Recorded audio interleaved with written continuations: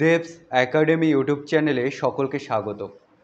আজ আমরা ক্লাস 11-এর প্রথম সেমিস্টারের দর্শন বিষয়ের ইউনিট অন ভারতীয় দর্শনের অংশ থেকে দর্শন শব্দ কিভাবে নিষ্পন্ন হয়েছে, দর্শন শব্দের সাধারণ অর্থ, ভারতীয় দর্শন মতে দর্শন শব্দের অর্থ এবং ভারতীয় দর্শনের কিছু পারিভাষিক শব্দ বা ভারতীয় দর্শনের কিছু মৌলিক ধারণা, যেমন প্রমা কী, প্রমাণ কী, প্রমেয় কী, প্রমাতা কী, এগুলো সম্পর্কে জেনে নেব। তো দেখো, প্রথমে আমরা যেটা জানবো সেটা হলো দর্শন শব্দ কিভাবে নিষ্পন্ন হয়েছে।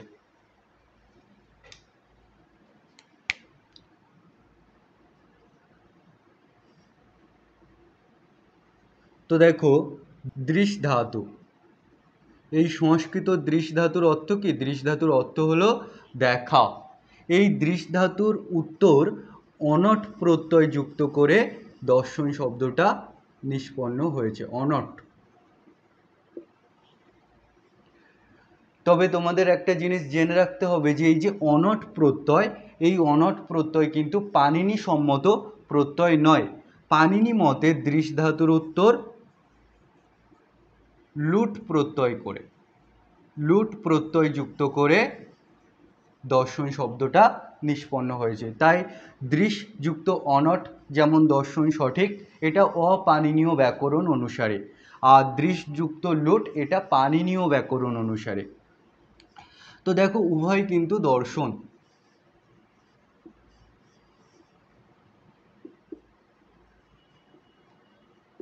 তাহলে বোঝা গেল যে অপাণিনীয় ব্যাকরণ অনুসারে দৃশ যুক্ত অনট প্রত্যয় করে কি দর্শন শব্দটা নিষ্পন্ন হয়েছে, আর পাণিনীয় ব্যাকরণ অনুসারে দৃশ ধাতুর উত্তর লুট প্রত্যয় যুক্ত করে দর্শন শব্দটা নিষ্পন্ন হয়েছে। এবং এই যে লুট প্রত্যয়ান্ত শব্দ, এই লুট প্রত্যয়ান্ত শব্দ কিন্তু ক্লীবলিঙ্গ হয়ে থাকে, তাই দর্শনম এমনটা কিন্তু রূপ হবে। এই জন্য কিন্তু আমরা সাংখ্য দর্শনম, যোগ দর্শনম, তারপর ন্যায় দর্শনম, বৈশেষিক দর্শনম এমনটা কিন্তু পাই। তো দেখো, এই দৃশ যুক্ত অনট দর্শন বা দৃশ যুক্ত লুট দর্শন, এই দর্শন শব্দের সাধারণ অর্থ কিন্তু দেখা। কিন্তু ভারতীয় দর্শন মতে কিন্তু এই দর্শন শব্দের অর্থ কিন্তু শুধু দেখা নয়। সেখানে ভারতীয় দর্শন মতে বলা হচ্ছে যে যথার্থ তত্ত্ব উপলব্ধি বা যথার্থ সত্য উপলব্ধি, সেটাই হচ্ছে দর্শন। ভারতীয় দর্শন মতে কি? যথার্থ তত্ত্ব উপলব্ধি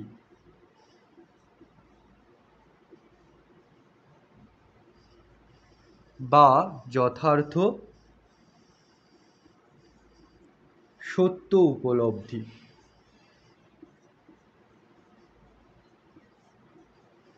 এটাই কিন্তু দর্শন।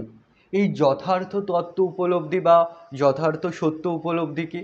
দেখো, বিভিন্ন দর্শন মতে সত্য বিভিন্ন ভিন্ন ভিন্ন। যেমন বেদান্ত দর্শন মতে ব্রহ্মকেই একমাত্র সত্য হিসেবে মানা হয়েছে, এবং এই যে জগৎ, এই জগৎকে কি মিথ্যা বা ভ্রম হিসাবে দেখা হয়েছে। দেখো, ভ্রম কি না, একটা দড়ি পড়ে আছে, সেই দড়িকে যদি আমরা সর্প বলে মনে করি সেটা যেমন ভ্রম, তেমনি এই যে ব্রহ্মটাকে কি আমরা জগৎ বলে মনে করছি। তো এই জগৎটা কি ভ্রম বেদান্তের দৃষ্টিতে। দেখো, শুধু বেদান্তের দৃষ্টিতে নয়, যদি আমরা বৈজ্ঞানিক দৃষ্টিতেও দেখি তাহলেও কিন্তু এই জগৎটা ভ্রম।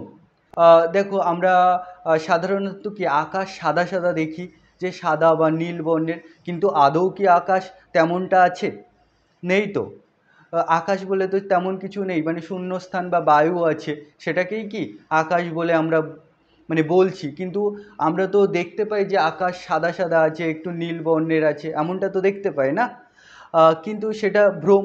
তেমনিভাবে আমরা কিন্তু সমস্ত যে রং সেটা কিন্তু উপলব্ধি করতে পারি না। আমরা কিছু মাত্র রং উপলব্ধি করতে পারি, বা একটা নির্দিষ্ট মাত্রার শব্দ আমরা শুনতে পাই, তার বেশি শব্দ হলে শুনতে পাই না, তার কম শব্দ হলে শুনতে পাই না। তো আমরা জগৎকে যেমনভাবে দেখছি সেটা কিন্তু আদতপক্ষে ঠিক নয়, ঠিক আছে? বা আমরা যেমনভাবে জগৎকে দেখি, একটা সাপ কিন্তু তেমনভাবে জগৎকে দেখে না। সাপ কি সব লাল লাল দেখে, তারপরে একটা পিঁপড়ে কিন্তু জগৎকে তেমনভাবে দেখে না। তো আমরা মানুষ বলে আমরা জগৎকে যেমনভাবে দেখছি সেটা সত্য, আর পিঁপড়ে যেভাবে দেখছে সেটা সত্য নয়, এমনটা তো হতে পারে না।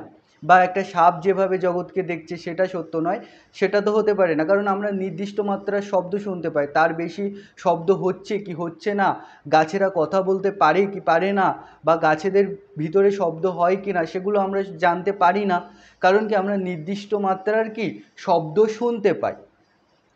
তো যেমন বেদান্তের দৃষ্টিতে জগৎ কি ভ্রম, তেমনি কিন্তু বা বৈজ্ঞানিক দৃষ্টিতেও কিন্তু আমরা যদি বিচার করে দেখি তাহলে আমরা যেভাবে জগৎকে উপলব্ধি করছি সেটা কিন্তু সঠিক নয়, সেটাও কিন্তু ভ্রম। তাহলে যথার্থ সত্য কি, যে না সমস্তটাই ব্রহ্ম, এটাই হচ্ছে যথার্থ সত্য। তো এরকম বেদান্তের দৃষ্টিতে যথার্থ সত্য হচ্ছে ব্রহ্ম। তো এই যে উপলব্ধি, এটাই হচ্ছে সত্য উপলব্ধি, আর এটাই হচ্ছে বেদান্তের দৃষ্টিতে দর্শন। আবার ন্যায়ের দৃষ্টিতে যেমন লৌকিক বস্তুকে স্বীকার করা হয়, অর্থাৎ বইকে বই হিসেবে দেখা, সেটাই হচ্ছে যথার্থ সত্য, তো সেটাই দর্শন। ঘটকে ঘট হিসেবে দেখা, সেটাই হচ্ছে যথার্থ দর্শন, সেটাই হচ্ছে সত্য। এটা কি ন্যায়ের দৃষ্টিভঙ্গিতে।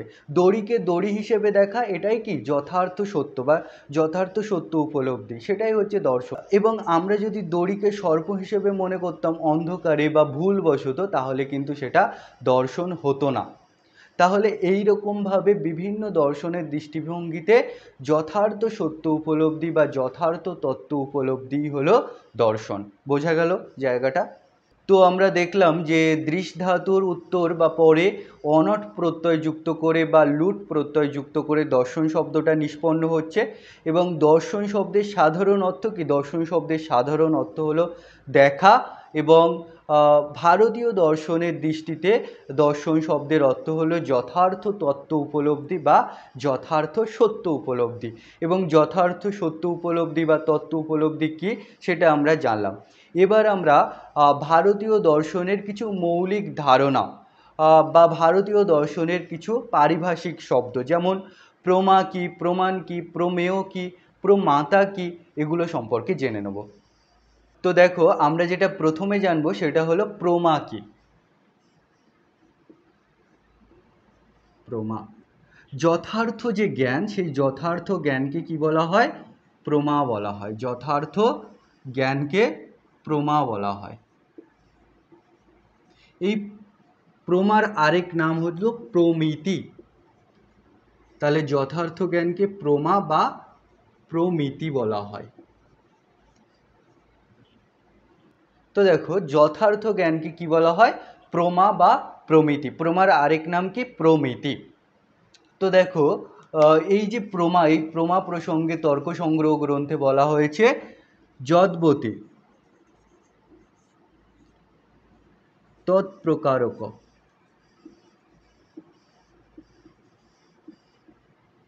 অনুভব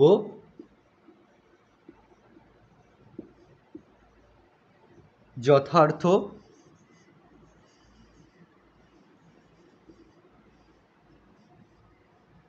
যথা অয়ং ঘটঃ ইতি জ্ঞানম।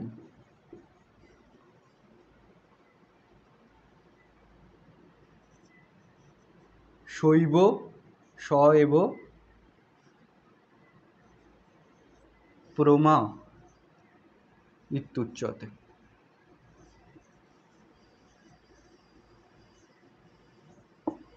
কি বলা হয়েছে না? যদ্বতী তৎপ্রকারক অনুভব যথার্থ যথা অয়ং ঘট ইতি জ্ঞানম স এব প্রমা ইত্যুচ্যতে। দেখো, যে বস্তুটা যেমন, সেই বস্তুটাকে যদি সেই বস্তু হিসেবেই অনুভব হয়, তাহলে সেটাকে বলা হয় যথার্থ অনুভব। আর এই যথার্থ অনুভবটাকেই কি বলা হয়? প্রমা। ধরো একটা ঘট আছে, ঠিক আছে, সেই ঘটকে আমার ঘট বলে মনে হলো, তাহলে কি সেটা হলো প্রমা। এবার ধরো রাস্তায় একটা দড়ি পড়ে আছে, ঠিক আছে, তো সেই দড়িটাকে আমরা সাপ বলে মনে করলাম। অন্ধকারে বা যদি চোখের ক্ষমতা দুর্বল হয় সেক্ষেত্রে কি আমরা দড়িকে সাপ বলে মনে করতে পারি। তো দড়িটা তো আসলে সাপ নয়।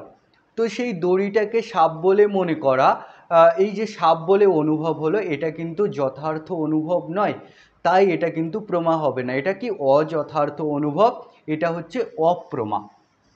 ঠিক আছে, প্রমা নয়, মানে যথার্থ জ্ঞান হচ্ছে না, যথার্থ অনুভব হচ্ছে না।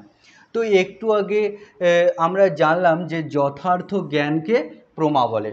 আবার এখানে যখন আমরা তর্ক সংগ্রহ গ্রন্থ দেখছি তখন বলা হচ্ছে যে যথার্থ অনুভব সেটাকে প্রমা বলে। তো ব্যাপারটা কি তোমাদের মনে প্রশ্ন আসবে। তো দেখো, জ্ঞানকে দুভাগে ভাগ করা হয়, কি না অনুভব ও স্মৃতি। অনুভব জ্ঞান এবং স্মৃতি জ্ঞান। এবার দেখো, এই অনুভব জ্ঞান হলো বর্তমান কালিক জ্ঞান। আর এই যে স্মৃতি, এই স্মৃতি জ্ঞান হলো পূর্বকালিক জ্ঞান। মানে আমি পূর্বে কোনো বস্তু জ্ঞান উপলব্ধি করেছিলাম বা পূর্বে কোনো জ্ঞান উপলব্ধি করেছিলাম, তার সংস্কার বর্তমানে আমার ভিতরে আছে, তো সেটাকেই বলা হয় স্মৃতি জ্ঞান। এটা কি পূর্বকালিক জ্ঞান। তো তর্ক সংগ্রহ গ্রন্থে স্মৃতি প্রসঙ্গে বলা হচ্ছে যে সংস্কার মাত্র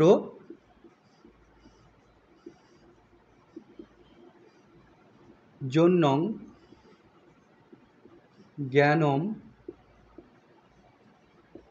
স্মৃতি, অর্থাৎ পূর্বকালিক জ্ঞান যার সংস্কার বর্তমানে আমার ভিতরে বা আমাদের ভিতরে আছে সেটাই কি স্মৃতি জ্ঞান। আর অনুভব প্রসঙ্গে বলা হচ্ছে যে তদ্ভিন্নং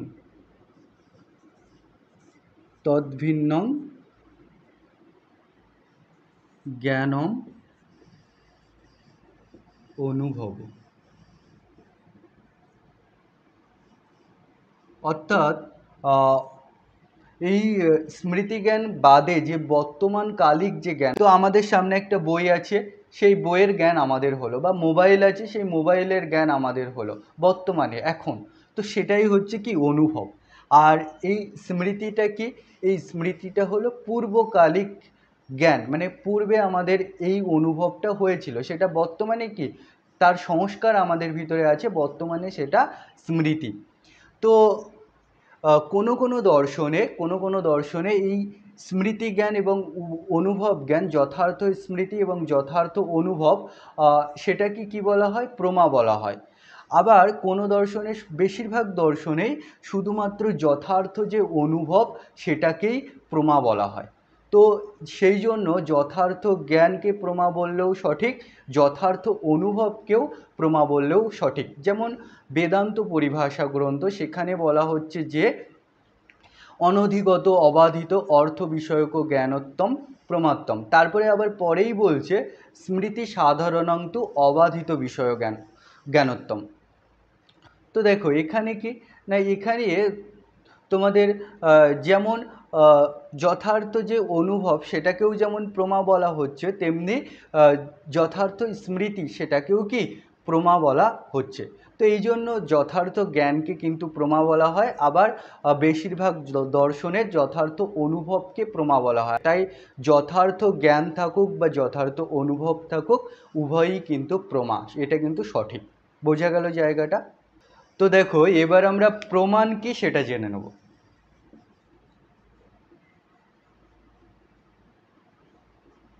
প্রমাণ কি না, যথার্থ জ্ঞান বা প্রমার যে করণ সেটাকেই কি বলা হয়, প্রমাণ।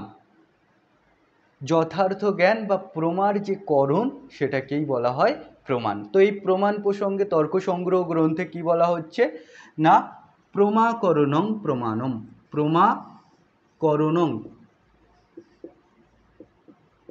প্রমাণম। প্রমার যে করণ সেটাই হচ্ছে প্রমাণ। এই করণ কি না, অসাধারণং কারণং করণম। দেখো আমাদের সামনে এই বইটা আছে, তাই তো? এই বইয়ের সাথে কি আমাদের চক্ষু ইন্দ্রিয়ের একটা সংযোগ হচ্ছে, না হলে তো আমরা বইটাকে দেখতে পেতাম না, না তাই না?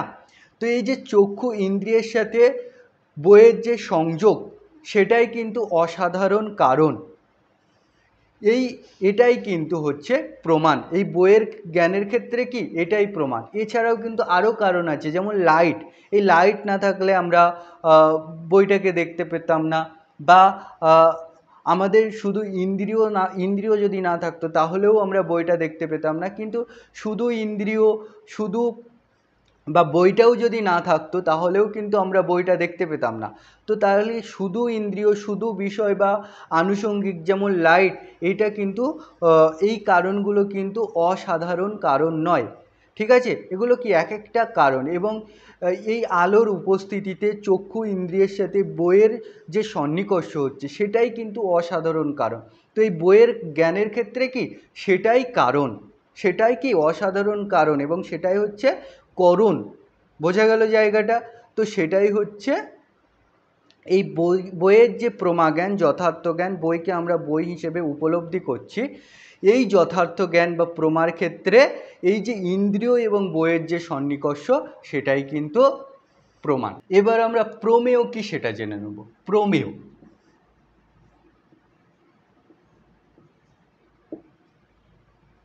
যথার্থ জ্ঞানের যে বিষয়, সেটাকেই বলা হয় প্রমেয়। ধরো এই বইটাকে কি আমরা বই হিসেবে উপলব্ধি করলাম, ঠিক আছে? তো এই বইটা কি, বইটা হচ্ছে যথার্থ জ্ঞানের বিষয়। তো এই বইটা কি প্রমেয়।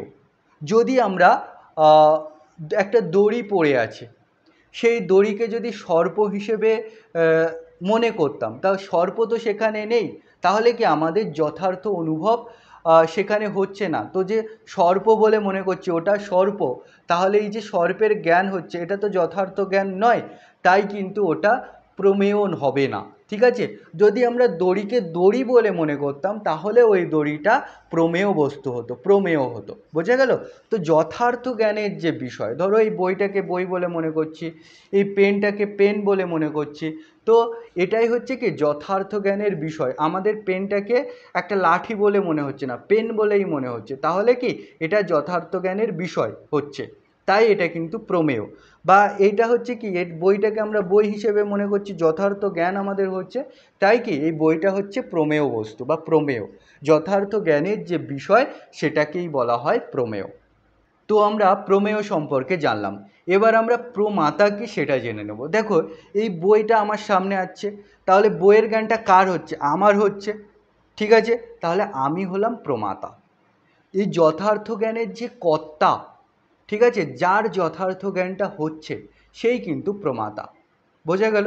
তোমাদের সামনে মোবাইল আছে, তো তোমাদের সামনে মোবাইলের জ্ঞানটা তোমাদের হচ্ছে, তাহলে কি মোবাইল তো যথার্থ জ্ঞানের বিষয়, এবং কার হচ্ছে যথার্থ জ্ঞানটা?